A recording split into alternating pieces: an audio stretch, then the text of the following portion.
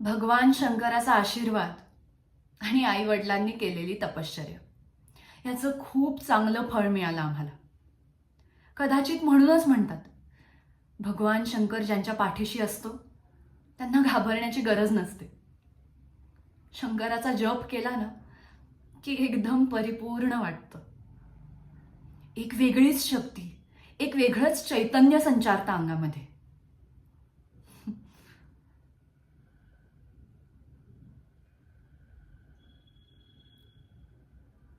पण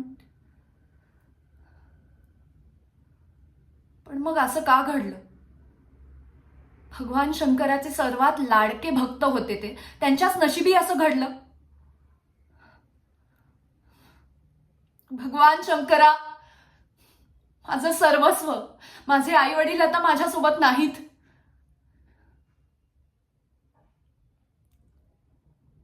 त्या माणसांची हाव आणि त्यांचा स्वार्थ,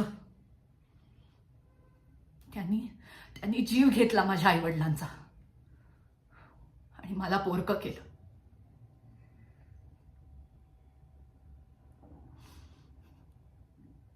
काय पाप केलं होतं त्यांनी?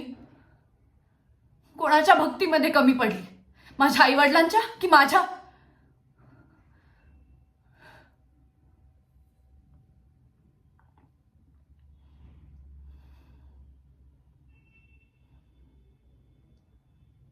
पण मी माझ्या आई वडिलांच्या हत्येचा सूड घेणार. ती माणसं जिथे कुठे असतील मी त्यांना शोधेन. मला योग्य मार्ग दाखव.